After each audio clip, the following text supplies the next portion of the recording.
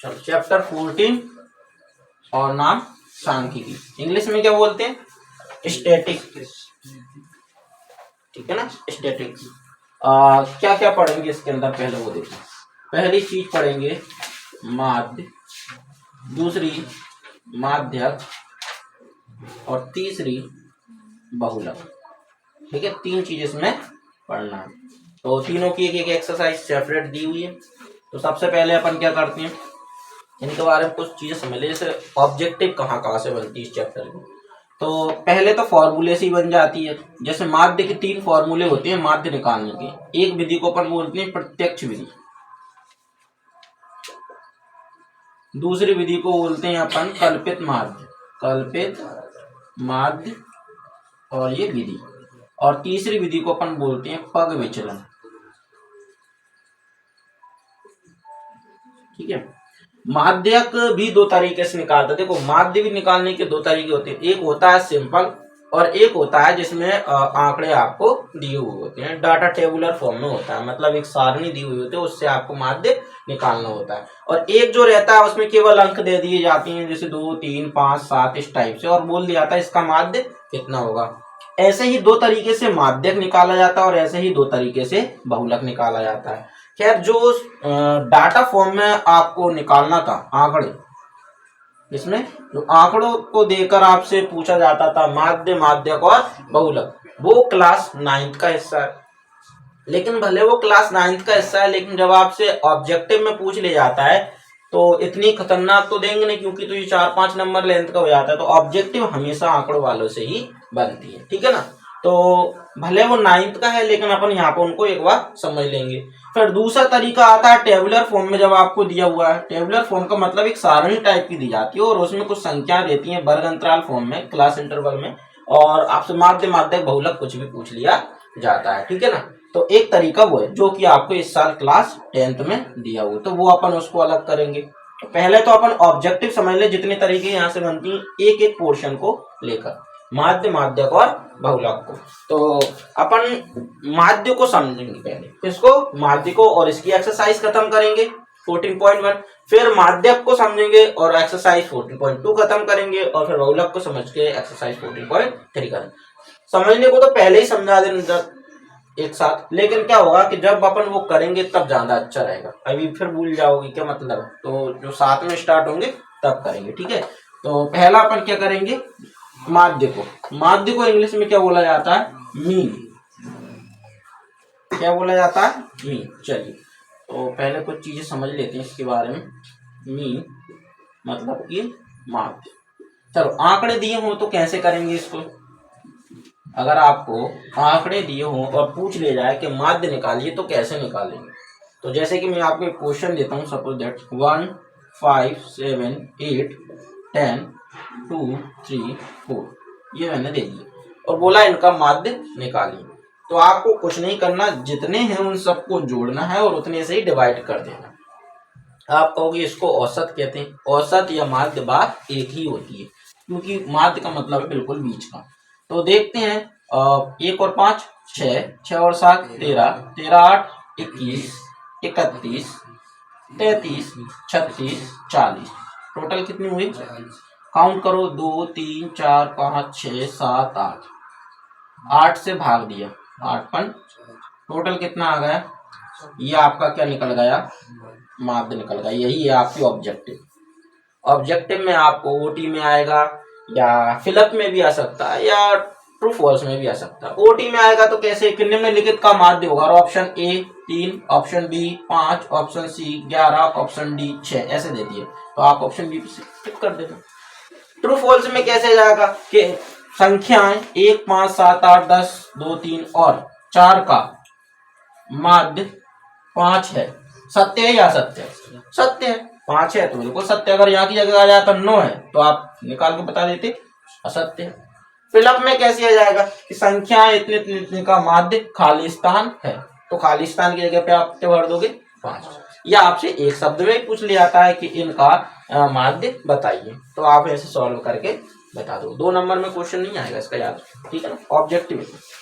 तो माध्य निकालने का यह है किसमें, जब आपको आंकड़े दिए हुए।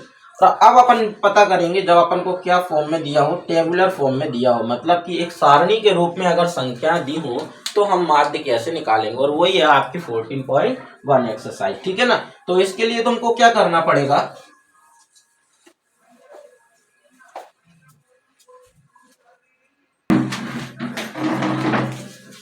अब माध्य निकालेंगे किस फॉर्म में दिया हो, टेबुलर फॉर्म में। तो 3 मेथड है इसको निकालने का। पहला अपन बोलेंगे जिसका नाम है प्रत्यक्ष विधि, ठीक है। दूसरे का नाम है आपका कल्पित माध्य विधि, ठीक है ना, विधि को ऐसे कर देते हैं। तीसरा आपका पग विचलन विधि, तीसरा क्या है, पग विचलन विधि, ठीक है। अब प्रत्यक्ष माध्य विधि जो है उसका फॉर्मूला क्या होगा, तो देखो माध्य को दर्शाते हर स्थिति में अपन किससे हैं, एक्स बार से, ठीक है ना, किससे, एक्स बार से। इसमें भी एक्स बार, इसमें भी एक्स बार ही आएगा। तो इसका फॉर्मूला हो जाएगा प्रत्यक्ष विधि में sigma F x upon sigma L. आपको यहाँ पे आई लगा मिलेगा, लेकिन आप लगाओ ना लगाओ कोई फर्क नहीं पड़ता, ठीक है ना। आप sigma F x upon sigma F लिखो सीधा, कोई दिक्कत नहीं। अच्छा, यहाँ सिग्मा का मतलब क्या है, यहाँ सिग्मा का मतलब होता है योग से, किससे, योग से, ठीक है ना। एफ क्या आपकी बारंबारता को रिप्रेजेंट करेगा, एक्स क्या मध्य बिंदु को रिप्रेजेंट करेगा। तो वो अपन जब सवाल करेंगे तब समझ में आएगा।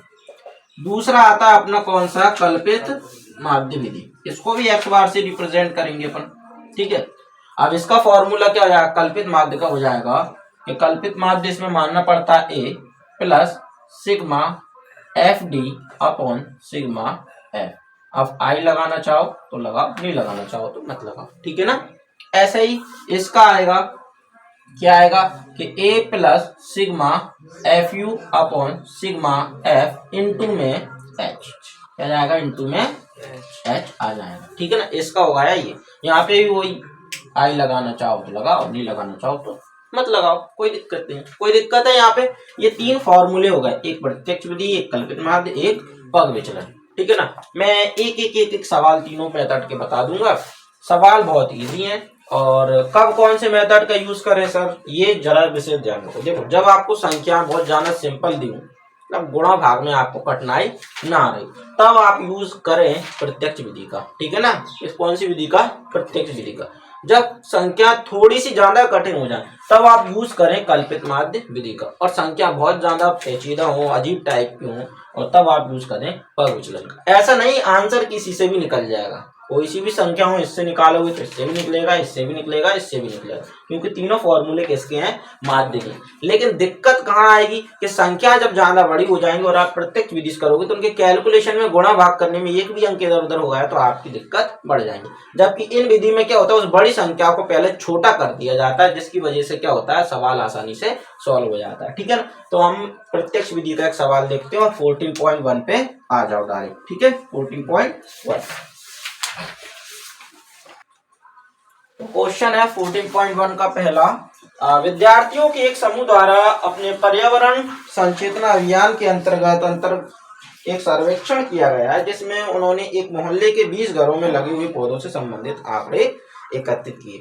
प्रति घर माध्य पौधों की संख्या ज्ञात कीजिए। तो माध्य निकालना है, सीधा सीधा क्वेश्चन ये है आपका, है ना। तो कुछ पहले अपन एक टेबल बना लेते हैं।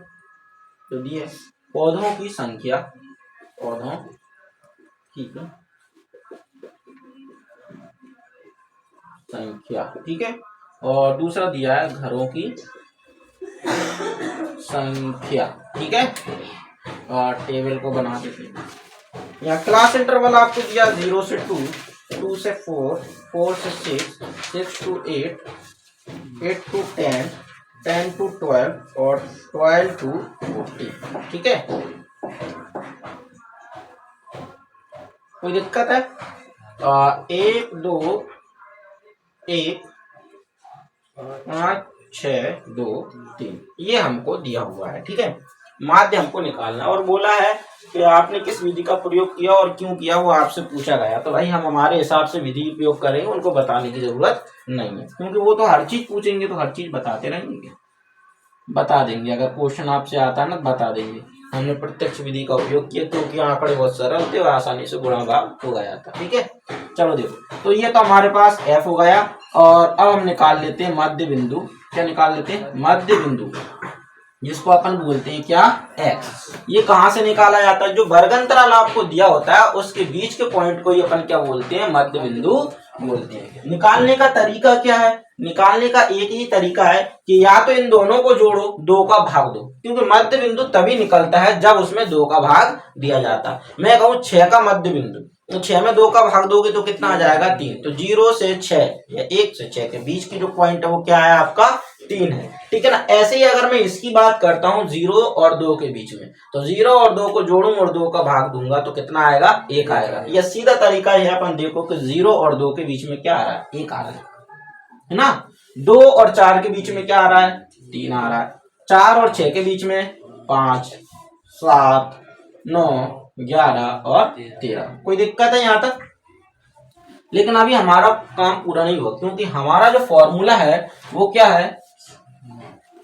वो होता है अपना माध्य x बार बराबर sigma F x upon sigma F. ठीक है ना, ये अपना फॉर्मूला होता है। तो हमें क्या चाहिए पहले वो देखना पड़ेगा।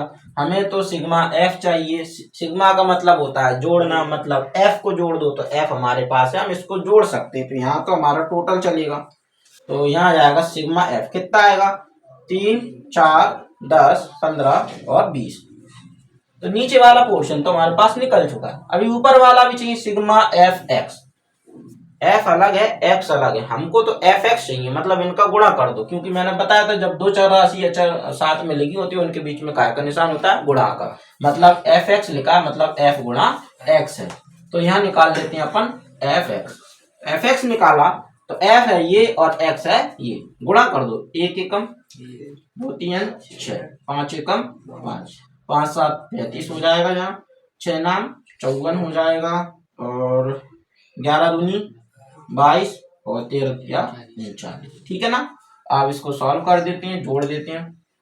1 और 6 7, 7 5 12, 12 और 5 17, 17 और 4 21, 21 और 2 23, 23 और 9 32, 32 की 2, कैरी कितनी आएगी? 3। ठीक है ना। आम बचार वाली कैरी नहीं, कैरी मतलब हासिल। ठीक है। 3 6, 6 5 11, 11 और 2 13, 13 और 3 16। तो 162 अपना हो गया। कितना हो गया? 162। ये जो निकाला अपन ने क्या निकाला? Sigma F x. ठीक है ना। अब चूंकि करके अपन फॉर्मूला लगा देते हैं। एफ एक्स का मान निकाला 162, तो ये रख दिया ऊपर। सिग्मा एफ का मान निकाला था 20, ये रख दिया नीचे। कोई दिक्कत है यहाँ? चल काट देते हैं। तो पहला 2 से काट देते हैं। 2 से 10 हुआ, 2 से 81 टाइम्स, तो ये आ गया 81/10। देखो जब भी नीचे 10, 100, 1000, 10,000 ये ऐसी संख्या आती है जो अपन छोटी क्लासेस में पढ़ते हैं, याद रखना। तो आपको भाग देने की जरूरत नहीं है, जितनी जीरो है उतने ही अंकों पे डेसिमल लगा दो। जैसे यहाँ पे क्या है? 1 0 है, तो मतलब पीछे से एक अंक गिन के क्या लगा दो? दशमलव लगा दो। तो पीछे से एक अंक गिनेंगे तो यहाँ पे जाएगी 8.1। ये आपका क्या हो गया? माध्य हो गया। अगर यहाँ पे मान के चलो 100 होता तो 2 अंकों पे लग जाता, 0.81 हो जाता। ठीक है ना। 1000 होता तो 3 अंकों पे लग जाती। ये सब छोटी क्लास में बताया जाता है, ध्यान रखना। 3rd 4th क्लास से स्टार्ट हो जाता है, 6th 5th क्लास के बाद ये चीजें नहीं बताई जाती, फिर आपको बता दिए जा रहे हैं। लेकिन ठीक है ना। हालांकि जो एनसीईआरटी सिलेबस होता है उसमें 8th 7th 8th क्लास तक ये चीजें समझाई जाती है, पर अच्छा है, आना चाहिए। ठीक है। तो क्वेश्चन में किसी तरह का कोई डाउट हो तो पूछ लो। आ गया समझ में? सबसे पहले आपको 2 कॉलम दिए होंगे तो वो 2 कॉलम लिख लेना। ठीक है ना। खड़े में आपको आड़े में दिए होंगे, आप खड़े से लिख लेना उसको। ठीक है ना। इसके बाद आप क्या करोगे? जो आपको वर्गांतराल के फॉर्म में, ये इसको बोलते हैं वर्गांतराल के फॉर्म में दिया, वो आपका वर्गांतराल होता है। ठीक है ना। और जो आपको नंबर्स दिए वो आपकी एफ की वैल्यू होती है। और मध्य बिंदु जो वर्गांतराल के बीच का बिंदु होता है उसको मध्य बिंदु बोला हो जाता है। फिर यह निकालना एफ एक्स। एफ एक्स मतलब है एफ और एक्स का गुणा कर दो, तो गुणा कर दिया। लेकिन हमें फॉर्मूला में जो चीज चाहिए वही तो हमको निकालना है। तो सिग्मा एफ निकाल लिया और सिग्मा एफ एक्स निकाल लिया। सिग्मा एफ और सिग्मा एफ एक्स की वैल्यू रखी और सॉल्व किया तो हमारे पास 8.1 आ गया। अतः करके क्या लिख देंगे? अतः दिए गए आंकड़ों का माध्य 8.1 है। ठीक है ना। नोट कर लो इसको। ठीक। सेकंड क्वेश्चन, किसी फैक्ट्री के 50 श्रमिकों की दैनिक मजदूरी के निम्नलिखित बंटन पर विचार कीजिए। एक उपयुक्त विधि का प्रयोग करते हुए इनकी माध्य दैनिक मजदूरी ज्ञात कीजिए। बहुत इंपॉर्टेंट क्वेश्चन है। अपन इसको दूसरे मेथड से कर लेंगे, ठीक है। एक मेथड प्रत्यक्ष विधि का हुआ है, अब दूसरा मेथड देखते हैं। तो पहले टेबल बना लेते हैं। दैनिक मजदूरी एक कॉलम में जाएगा दैनिक मजदूरी, ठीक है। और दूसरे कॉलम में रुपयों में दिया है तो रुपयों में लिख देंगे। दूसरा कॉलम है श्रमिकों की संख्या। क्या दिया है अपन को? 500 से 520, 520 से 540, फिर 560, 580 और 600, ठीक है।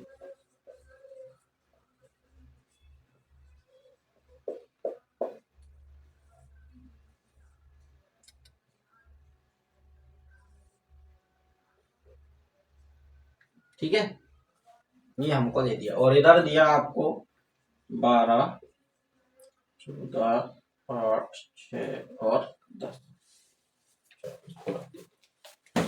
तो हम कौन सी विधि का यूज करेंगे यहाँ पे? दूसरी वाली विधि का। दूसरी विधि का नाम क्या था? सेकेंड मेथड का यूज कर रहे हैं अपन यहाँ पे। कल्पित माध्य। कौन सी? कल्पित माध्य विधि। पहला वाला हमने किस विधि से किया था? प्रत्यक्ष विधि से। अब हम कर रहे हैं कल्पित माध्य। तो देखो, कल्पित माध्य से कर रहे हैं तो सबसे पहला काम तो अपना यही है कि हम फॉर्मूले को साइड में लिख लें ताकि हमको पता हो क्या निकालना है। तो कल्पित माध्य का जो फॉर्मूला होता है वो क्या होता है? सिग्मा माध्य x बराबर a plus sigma F D upon sigma F, ठीक है ना? आई बात समझ में? तो एक कॉलम ये होगा यार, कुछ इसको मैं डाल देता हूँ, दिक्कत देगा नहीं।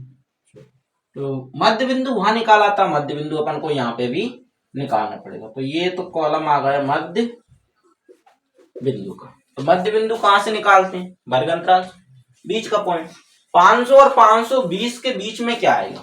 510, फिर 530, 550, 570 और 590। ये हमारे पास आ रहा है। ये कौन सा पॉइंट था? एक्स। क्या हमको कहीं पे एक्स की जरूरत है? नहीं, ये तो दिक्कत हो गई। हमको जरूरत किस चीज की है? ए की। तो सबसे पहले हम निकालेंगे ए। क्या निकालेंगे? ए। तो ए जो है ना, जो मध्य बिंदु निकाला वहां से निकाला जाता है। इनको छोड़ते चले जाओ, ये छोड़े, ये छोड़े, ये जो निकला है वही क्या आपका ए। ये जो निकला है वो क्या? इकाई की वैल्यू हो गई ए। तो यहां हम निकालेंगे क्या? डी। क्या निकालेंगे? डी। और डी निकालने का तरीका क्या है कि एक्स में से ए को घटाते जाओ। एक्स में से किसको घटा दो? ए को घटाते जाओ। क्या निकल जाएगी? डी। घटाया, इसको इसमें से घटाया, कितना आया? माइनस का 40। इसको इसमें से घटाया माइनस का, इसको इसी में से घटाएंगे 0, इसको इसमें से घटाया 20 और इसको इसमें घटाया 40। कोई दिक्कत है? तो हमने इसको देखा तो क्या करना है? तो यहाँ हमने किया, कितना जा 12 चौके 48 है ना, यहाँ लिख देते हैं। फिर क्या? 14 दूनी 28, ये तो 0 ही होना है। 20 का किया 140 का किया 400, है क्या नहीं? चलो अब नीचे तो टोटल होता है तो टोटल करते हैं। सिग्मा एफ की जरूरत होती है, सिग्मा एफ निकालेंगे। ये टोटल कितना है? 2 4 6 है ना, 6 6 12, 12 और 8 20, 20 की हासिल 2, 2 और 2 4 और 1 50 मजदूर थे। कितने मजदूर थे? 50। इसकी जरूरत है? नहीं है। क्या डी की जरूरत है? नहीं है। एफ डी की जरूरत है। तो इसका अपन इसके योग कर रहे हैं, इसका करना सिग्मा एफ डी, ठीक है। चलो एफ डी का योग देखेंगे तो यहाँ ध्यान से देखो कि 400 और 200 टोटल कितने हो गए? 600 और 80 80 मतलब 760 हो गए। तो इन दोनों को जोड़ने पे आ गया कितना? 760। 0 8 16 हासिल 1 6 7। और इन दोनों को जोड़ने पे आ गया 520। सिग्मा एफ डी निकालना है तो इन दोनों को सबको ही जोड़ना है। तो देखा तो ये माइनस ये प्लस घट जाएगा, 0 की 0, 6 में से 2 जाएंगे 4 बच जाएंगे, और 7 में से 5 जाएंगे 2 बच जाएंगे। कौन माइनस के प्लस के? माइनस के बच जाएंगे। ठीक है, यहाँ तक कोई दिक्कत है? चलो, तो ये लगभग सारी चीजें हमारे पास आ गई। कल्पित माध्य क्या हो गया? ये हो गया। ठीक है, चलो यहाँ निकाल। ए का मान कितना था? 550। ये रख दिया मैंने 550। सिग्मा एफ डी कितना निकाला? माइनस का 240। सिग्मा एफ कितना है? 50 है, तो बटे में रख दिया 50। सॉल्व किया, माइनस का 240 बटे में 0 0, 550 माइनस का 24 बटे में 5, 5 से काट दो इसको, कितना जाएगा? 5 चौके 20, कितना बचा? 4, 0.5 मतलब कि 550 में से मुझे कितना घटाना है? 4.8। चलो यहाँ घटा के देखते हैं। 550 4.8, यहाँ पॉइंट लगा देंगे, यहाँ 0। तो 10 में से 8 गए 2, और 9 में से 4 गए कितना? 5, 5 1 4 बचेगा, और यहाँ तो आ जाएगा आपका 545.2। ठीक है, ये क्या आ गया आपका? माध्य आ गया। कौन सी विधि से आ गया? कल्पित माध्य विधि से आ गया। कोई दिक्कत है इस विधि में? देखो कोई ज्यादा कठिन नहीं, बस थोड़ी सी बड़ी संख्याओं के लिए ही दी जाती है। अब आपका वो सर सरल तो वो, ये सरल वो बहुत है, प्रत्यक्ष विधि बहुत सरल, लेकिन क्या है कि जैसे ये बड़ी बड़ी संख्या है, मध्य बिंदु और ये, अब इनका गुणा करो, 510 का 12 में, 530 का इसमें, प्रत्यक्ष विधि में तो इनका गुणा होता है, लेकिन यहाँ पर ने इसको सरल बना लिया। सरल बनाया तो देखो कितने कितने छोटी संख्याओं का हमको गुणा करना पड़ा। एक तो 0 में गुणा करना पड़ा तो 0 ही आ गई।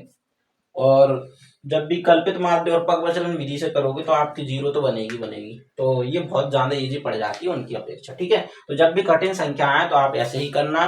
क्या करोगे? 2 कॉलम आपको आएंगे, मध्य बिंदु जैसे प्रत्यक्ष विधि में निकालते थे वैसे यहाँ भी निकालना है आपको। डी, ये आपको याद रखना है, डी कैसे निकलेगा? डी निकलेगा x माइनस ए से। ठीक है, कैसे निकलेगा? x माइनस ए से। x आपका मध्य बिंदु ही है, तो ए क्या है? ए वो होगा जो इनमें दिया होगा, बीचों बीच की संख्या ही क्या होगी? आपकी ए होगी। अब किसी का क्वेश्चन ये आ रहा है सर, अगर वहां मान के चलो बीच की संख्या ना फंसे तो क्या करें?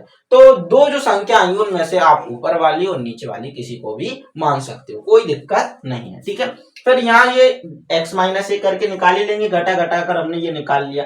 लास्ट में हमको निकालना था f और d, तो d की वैल्यू भी हमने फाइंड कर ली, f हमारे पास दिया था, मल्टीप्लाई करते गए और लिखते चले गए। ठीक है ना, लिखने के बाद सिग्मा एफ डी, सिग्मा का मतलब होता है जोड़ना, एफ डी, तो ये एफ डी को हमने टोटल जोड़ दिया तो माइनस का 240 आ गया। फॉर्मूला में ये वैल्यू पुट कर दी, जैसे ही वैल्यू रखी हमने तो सॉल्व करने के बाद हमारा 545.2 आ गया। ये काय का आंसर आ गया? दैनिक मजदूरी, मतलब कि प्रत्येक मजदूर को लगभग 545.2 रुपए दिए जा रहे हैं उनकी दैनिक मजदूरी में। ठीक है, नोट कर लो। अब इसी सवाल को दूसरे मेथड से, कौन सा जो लास्ट बचा है, क्या नाम है उसका? पग विचलन, थर्ड मेथड, पग विचलन। ठीक है, देखो ये कॉलम सेम रहेगा, ये कॉलम सेम रहेगा, ये भी सेम रहेगा, बस यहाँ आपका d की जगह पे क्या हो जाएगा? u हो जाएगा। क्या हो जाएगा? u, और अपॉन में h। तो ये सारा कॉलम चेंज हो जाएगा, मतलब इसको अपन क्या कर देते हैं? मिटा देते हैं। अब जब ये मिट लेगा तो आगे वाला कॉलम तो डेफिनेटली मिट लेगा। ठीक है, और ये तो पूरा ही चेंज होना है।